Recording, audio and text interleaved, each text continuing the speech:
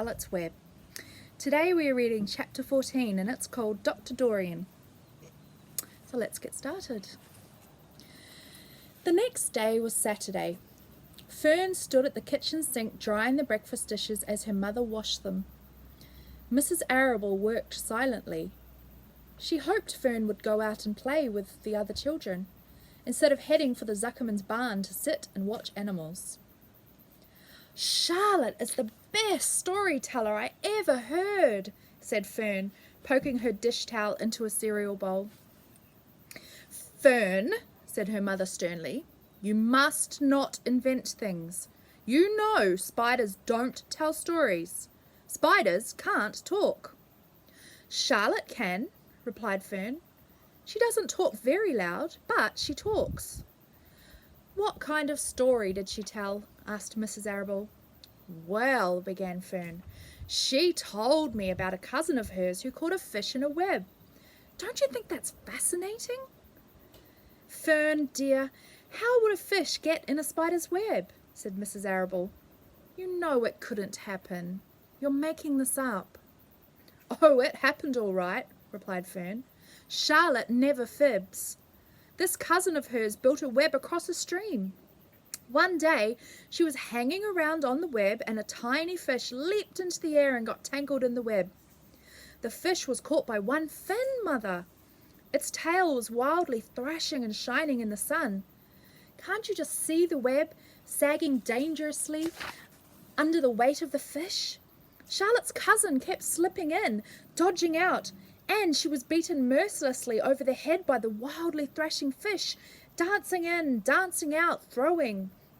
"Fern," snapped her mother, "stop it! Stop inventing these wild tales." "I'm not inventing," said Fern. "I'm telling you the facts." "What finally happened?" asked her mother, whose curiosity began to get the better of her. "Charlotte's cousin won. She wrapped the fish up, then she ate him, and when she got good and ready. Spiders have to eat, the same as the rest of us." "Yes, I suppose they do," said Mrs. Arable vaguely. "Charlotte has another cousin who is a balloonist. She stands on her head, lets out a lot of line, and is carried aloft on the wind. Mother, wouldn't you simply love to do that?" "Yes, I would, come to think of it," replied Mrs. Arable. "But, Fern, darling, I wish you would play outdoors today instead of going to Uncle Homer's barn. Find some of your playmates and do something nice outdoors. You're spending too much time in that barn. It isn't good for you to be alone so much." "Alone?" said Fern. "Alone? My best friends are in the barn cellar. It's a very sociable place, not at all lonely."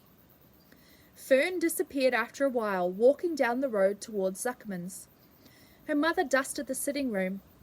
As she worked, she kept thinking about Fern. It didn't seem natural for a little girl to be so interested in animals. Finally, Mrs. Arable made up her mind she would pay a call on old Dr. Dorian and ask his advice. She got in the car and drove to his office in the village. Dr. Dorian had a thick beard. He was glad to see Mrs. Arable and gave her a comfortable chair. "It's about Fern," she explained. "Fern spends entirely too much time in the Zuckerman's barn. It doesn't seem normal. She sits on a milk stool in the corner of the barn cellar, near the pig pen, and watches animals, hour after hour. She just sits and listens." Dr. Dorian leaned back and closed his eyes. "Oh, how enchanting," he said. "It must be real nice and quiet down there. Homer has some sheep, doesn't he?" "Yes," said Mrs. Arable. "But it all started with that pig we let Fern raise on a bottle. She calls him Wilbur. Homer bought the pig, and ever since it left our place, Fern has been going to her uncle's to be near it." "I've been hearing things about that pig," said Dr. Dorian, opening his eyes. "They say he's quite a pig."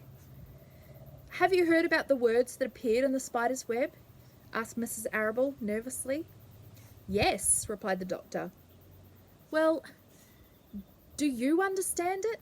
said Mrs. Arable. "Understand what?"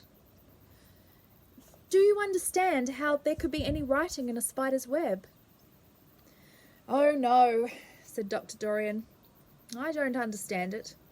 But for that matter, I don't understand how a spider learned to spin a web in the first place. When the words appeared, everyone said they must be a miracle. But nobody pointed out that the web itself is a miracle. What's miraculous about a spider's web? Said Mrs. Arable. I don't see why you say a web is a miracle. It's just a web. Ever try to spin one? Asked Dr. Dorian. Mrs. Arable shifted uneasily in her chair. No, she replied, but I can crochet a doily and I can knit a sock. Sure, said the doctor, but somebody taught you, didn't they? My mother taught me. Well, who taught a spider? A young spider knows how to spin a web without any instructions from anybody. Don't you regard that as a miracle? And there's some pictures of Mrs. Arable chatting away to Dr. Dorian. I suppose so, said Mrs. Arable. I never looked at it that way before. Still, I don't understand how those words got into the web. I don't understand it, and I don't like what I can't understand. None of us do, said Dr. Dorian, sighing. I'm a doctor. Doctors are supposed to understand everything. But I don't understand everything, and I don't intend to let it worry me. Mrs. Arable fidgeted. Fern says the animals talk to each other. Dr. Dorian, do you believe animals talk? I never heard one say anything, he replied, but that proves nothing. It is quite possible that an animal has spoken civilly to me and that I didn't catch the remark because I wasn't paying attention. Children pay better attention than grown-ups. If Fern says that the animals in Zuckerman's barn talk, I'm quite ready to believe her. Perhaps if people talked less,